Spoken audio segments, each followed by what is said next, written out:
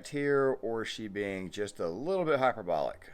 To this accurately diagnosed cultural ill is he prescribes poison. He doesn't say, young men, you should be the man that God created you to be. Instead, he points young men towards materialism.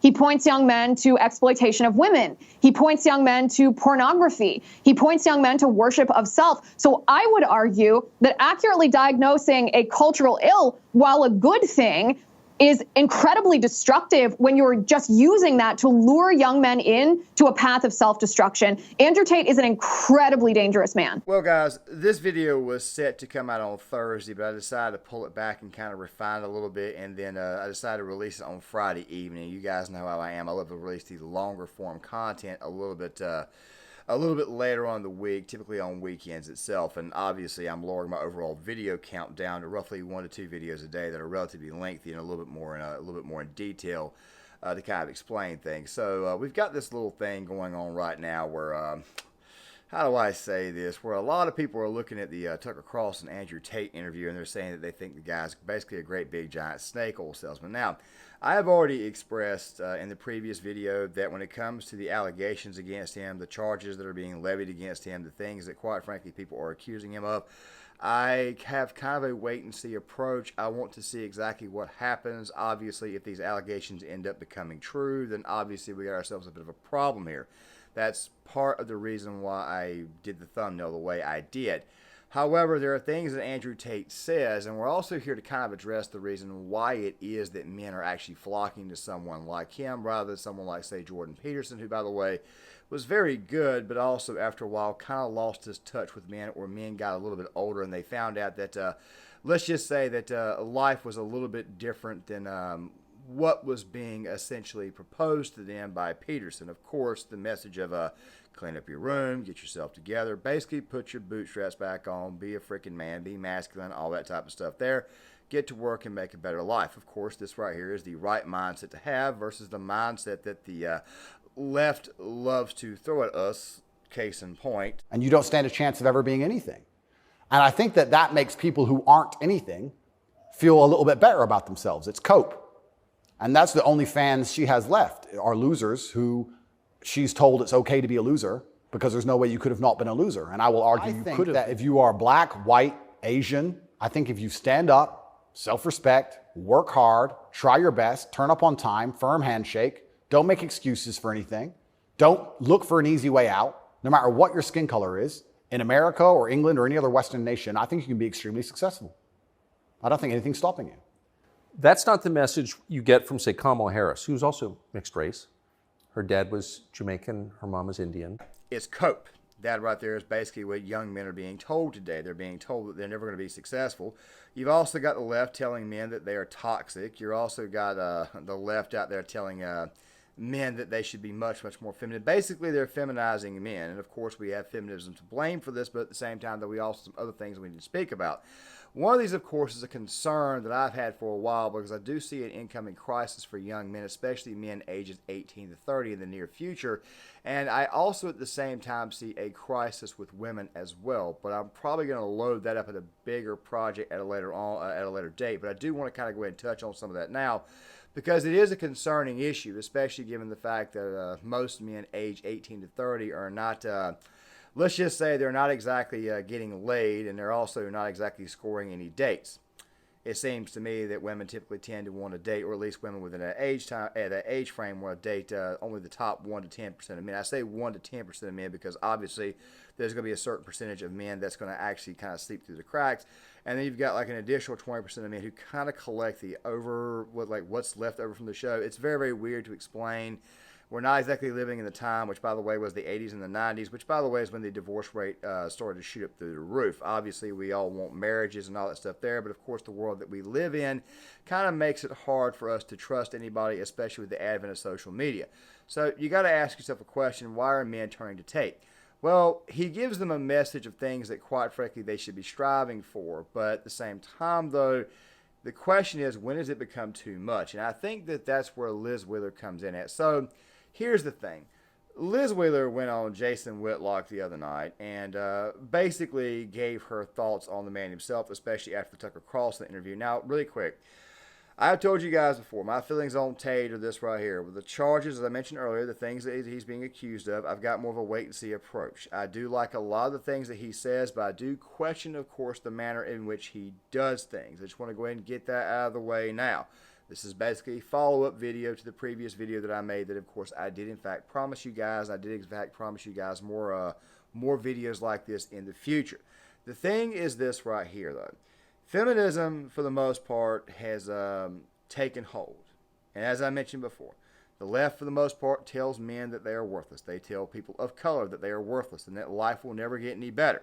So, obviously, you're going to want to find something or somebody who's obviously going to point you in the right direction. Now, whether it takes the right direction or not, I'm not entirely sure. As I have said in the previous video, there are things that he says that, quite frankly, I like, and then there are actions that he does that, quite frankly, I do not like. I do believe that most men, can separate the good from the bad. I think I said extrapolate in the last video. I'm just going to keep it simple and say separate from the good from the bad. But with that right there being said, let's go ahead and get to this first clip, and then we'll come back on the other side. Yeah, so this is not just my opinion on Andrew Tate. If you listen to his own words, he's a very provocative character. I watched the Andrew Tate interview on Tucker Carlson like almost everyone else in the world. It is, as Tate will remind you repeatedly, the most watched sit-down interview in our history. I know there's a little bit of a difference between a Twitter interview and a broadcast interview, but it's the most viewed interview of all time. He influences a lot of people. You'd be hard-pressed to talk to a young man who wasn't influenced in some way by Andrew Tate. And I thought to myself, well, listen, he's a very charismatic person. I understand he's like seductive. I understand why people, not just women, fall for him, but why all these young men fall for him, because he accurately diagnoses a serious problem in our culture. Our society tells young men that masculinity is toxic. Young men are told that they shouldn't want to protect and provide for their wives and families. They shouldn't want to procreate. Our society feminizes men, and this has become even more prominent in the Me Too era. Young men, even if they're not politically minded, feel this. They feel this assault on inherently who God made them to be. And Andrew Tate accurately diagnoses that. He looks at young men and he says, no, you should be strong. You should be masculine. And then we have the problem. That's how he draws people in. But what he prescribes as the antidote to this accurately diagnosed cultural ill is he prescribes poison. He doesn't say, young men, you should be the man that God created you to be. Instead, he points young men towards materialism. He points young men to exploitation of women. He points young men to pornography. He points young men to worship of self. So I would argue that accurately diagnosing a cultural ill, while a good thing, is incredibly destructive when you're just using that to lure young men in to a path of self-destruction. Andrew Tate is an incredibly dangerous man. Hey, that was a lot, and like I said before, I do understand her concerns, but I do need to ask Liz a serious question. And I know that Liz is probably in the back of her mind, if she ever got this question asked her, I'm pretty sure she would actually agree with what most people who are watching this video already agree with. Would you rather young men look to Dylan Mulvaney? Would you rather young men look to Jake Paul, who, quite frankly, Jake Paul's really kind of a tough one, but this is the same guy who used to do YouTube videos where they would scare the living hell out of kids, and then there was that whole thing where his father decided to kiss a 16-year-old girl after two of Jake Paul's buddies on camera kissed an underage girl. I haven't seen where Andrew Tate has talked about doing anything like scaring the hell out of kids or anything like that. The most I've actually seen him do is troll men for not getting up and taking care of themselves. Like the good old-fashioned, what was it? Someone has to fucking flip the burgers, dumbass. If I didn't say it already before, this is not a condemnation of both parties. I'm trying to be fair to both sides here. And don't worry, I'll talk about Jason a little bit more here in a second, too, because Jason has... he's made a lot of very, very good points about this topic as well. So, materialism. That's the first thing I took out of it. Sending men to materialism. Okay, now, one of the things that I'm working on is how it is that materialism and social media is making the world a much, much worse place. Okay, we're insulating ourselves. We're not creating interpersonal relationships. And don't worry, I have a video out on Sunday about or Saturday on the AI problem, which, by the way, is a serious problem because now you got AI robotic girlfriend and stuff like that. Yeah. This right kind of fuels my whole crisis into men that we're about to see in the near future, especially given the fact that the way the economy is going and given the fact that you've got a war right now going on between Russia and Ukraine. This right here could become a problem, and of course people are going to need men. Men are suddenly going to feel needed, but then again at the same time though, it's very, very confusing. There's a reason why I keep on saying, then again though at the same time, don't worry, we'll do that more in the project. But the fact of the matter is right, it's a serious issue. And if you've got women out there, or if you've got a mainstream media constantly trying to feminize men, especially black men, this is going to create a society full of angry men. If you keep telling them that they're the losers, if you keep telling them that they're worthless, eventually they're going to act on that, and eventually they're going to get upset, and eventually they're going to go out and they may do something that, quite frankly, may not be moral, if you guys kind of know what I'm saying. I'm trying to keep the YouTube algorithm within bounds so that way I can get the green dollar sign rather than the yellow one. The yellow one, of course, basically means they demonetize your video. So, but still at the same time, though, I do understand Liz's concerns. We do need godly men. We do need men out there pointing these men towards God. Because the truth be told is, if you take God out of the equation, and, you guys, I've talked to you guys on several occasions. I am a Christian, not the best Christian in the world. I do believe in God, and I do obviously believe that God does, in fact, exist. However, at the same time, I don't come out here and preach or anything like that because I'm not a Bible expert. I know a little bit about eschatology and some basic things, obviously, the Ten Commandments. But at the same time, though, I try to learn like anybody else. And until I have the answers, I'm not going to try to point you in a direction except maybe another minister. If you guys are kind of pick up on what I'm saying. But I do think we definitely need more godly men. And like I've said before, if you take God out of the equation, next thing you know, people are just going to start doing whatever the hell they want. They're not going to feel like they have to hold themselves accountable, which for the most part is what I get out of Andrew Tate's messaging. Is that it's just another version. While it is a hyperbolic version of it, it's just another version of Jordan Peterson's messaging. That's for the most part what I get out of him. Like I said, the personal stuff and everything, we're not discussing in this video because I really and truly don't know the full details about that. But what he says, I kind of get the impression that what he is basically saying is that there are certain things in life that you do need, in fact, to be striving for. However, like I said before, I do understand Liz's concerns, especially about materialism. But that materialism thing, when you talk about when it goes too far. I have listened, and I don't know a great deal about Andrew Tate. The Tucker Carlson interview was my first deep dive. I've seen the pushback and backlash. You're someone that believes his little webcam story is not accurate or not full of context, that it maybe does fit the definition of human trafficking or sex trafficking? Well, I think one of the defense strategies or the deflection strategies that Andrew Tate is using right now is trying to conflate his legal issues in Romania with the moral commentary that conservatives like me have been giving about the message that he is offering to young men. I don't know about his Romanian legal issues. I suspect that they could be accurate legal charges. We will have to wait and see on that. However, he is making a defense based on his legal issues to avoid the fact that, Jason, you and I know that it's completely immoral. It's completely wrong to seduce young women and trick them into performing pornographic acts in front of a webcam and then profiting off of that. Andrew Tate and his brother have admitted that they pimp women. This is fundamentally immoral. Our society knows this. You know this. I know this. Everyone watching this show knows this. And yet this is what he's offering young men. So my critique of him is that young men shouldn't be listening to him. Young men should be listening to, well, really, they shouldn't be putting any human person on a pedestal. They should be trying to be the godly men that they were created to be. But Andrew Tate was the most Googled man in all the world last year.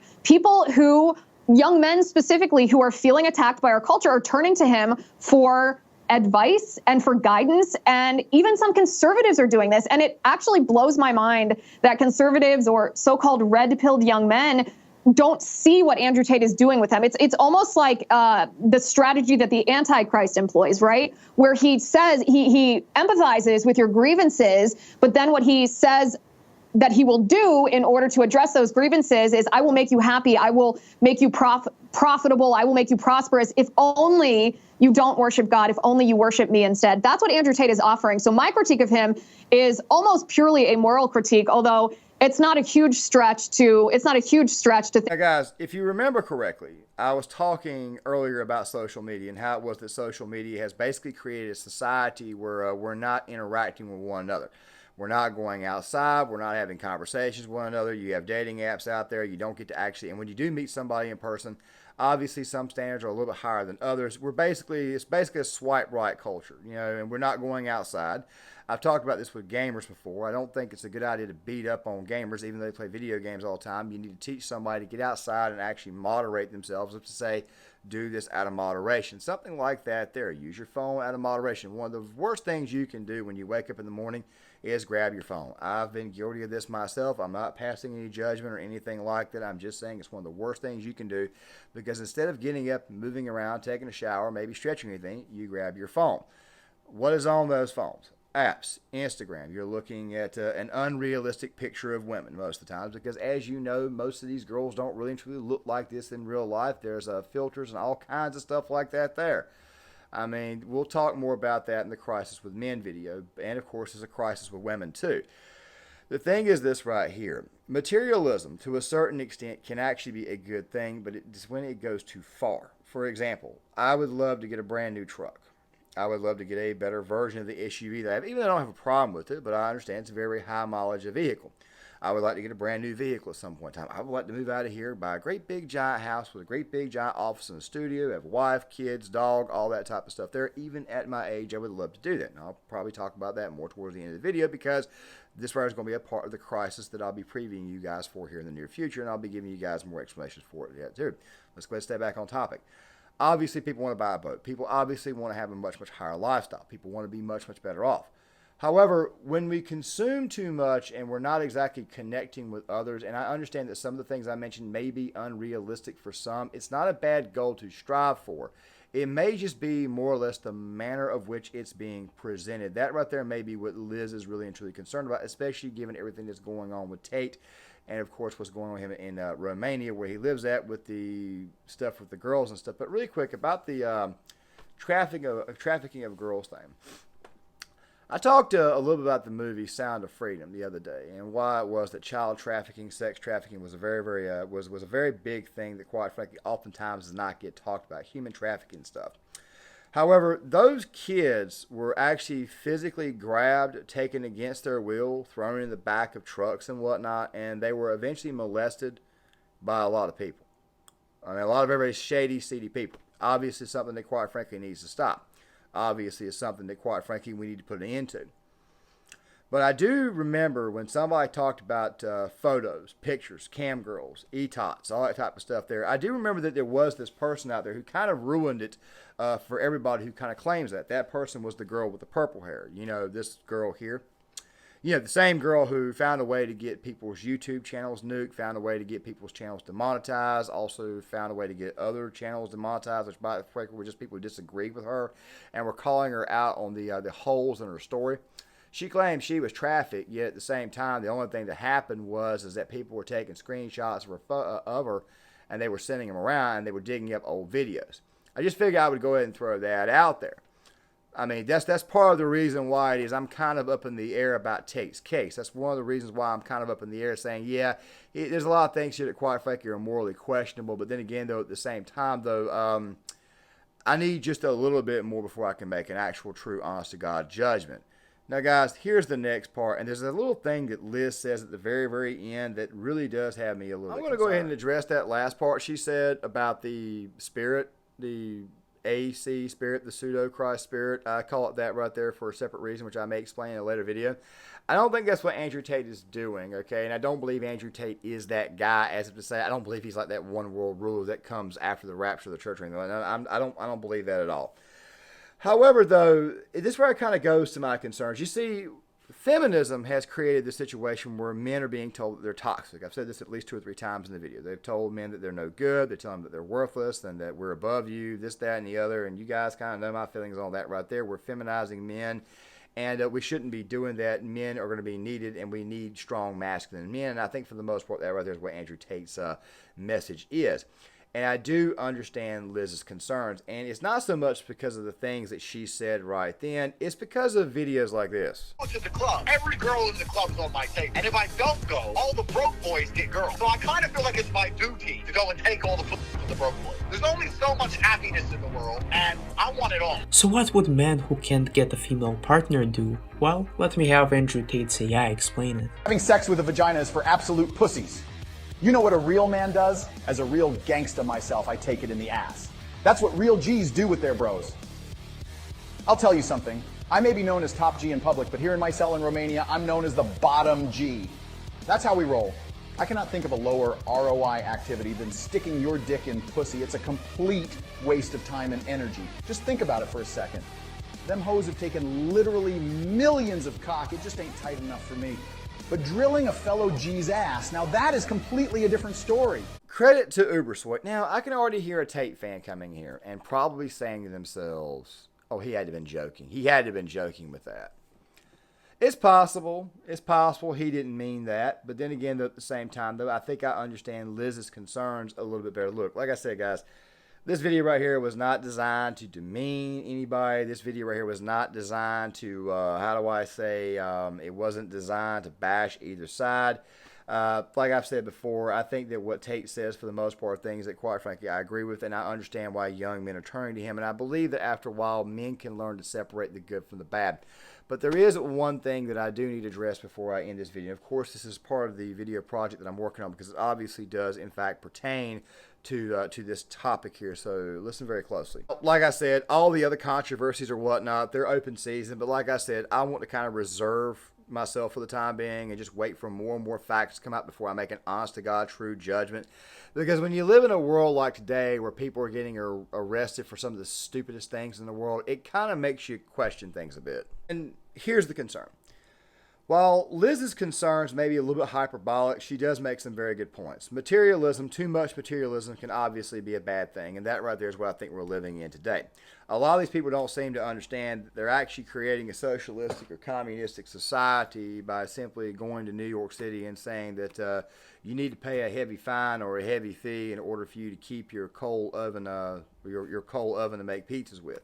Next thing you know, 75% of the restaurants in New York City have got to shut down, or 75% of the pizza joints that use coal ovens have got to shut down because only the other 25% could actually pay for that type of pizza. So next thing you know, you're creating lines. It's almost like you're creating bread lines right there. So sometimes materialism can go too far. However, a little bit of materialism can actually be a good thing if a person has actual honest-to-God goals, which is something I think Tate's been trying to do.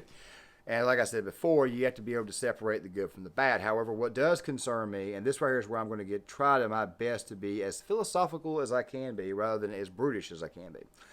I was never a guy who was fully on board with the MAGTOW thing nor the red pill thing. And I'll tell you right now why that's the case. Like I said before, you can separate the good from the bad.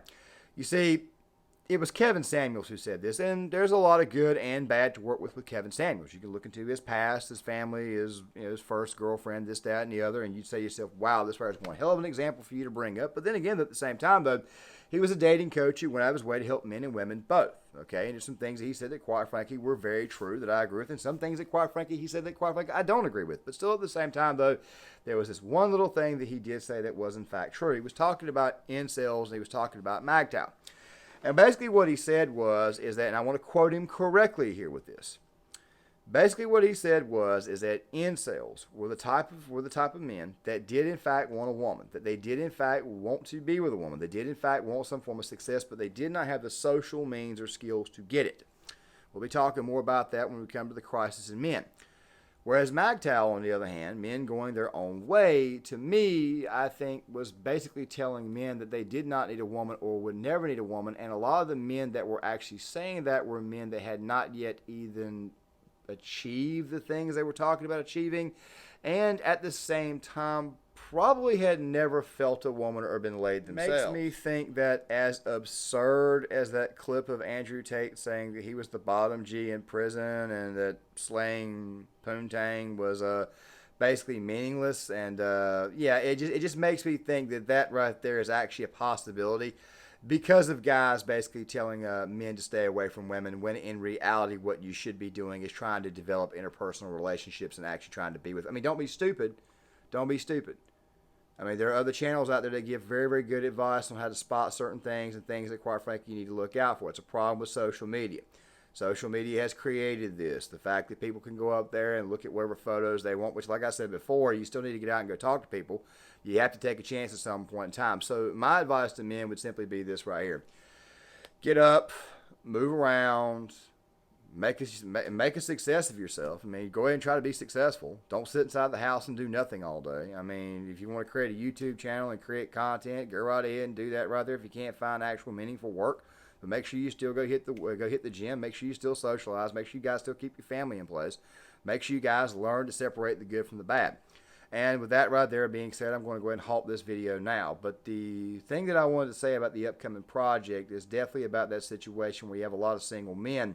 And the thing that you have to worry about is that if you've got a bunch of people telling these men that they're toxic and they can't hold a job, or nor can they even get a job, or they're in a situation where you have to work 2 jobs just to get 30 hours a week, which is what the hell is really and truly going on in this economy. Is one of the reasons why they keep saying they're creating jobs. No, you're just creating more and more part-time jobs. We went through this during the Obama administration. When you factor in inflation, when you factor in a war that's going on overseas, you factor in that we're on the verge of World War III, it's very, very possible that men are going to be needed, and this crisis that we're going into is probably going to create a massive military buildup.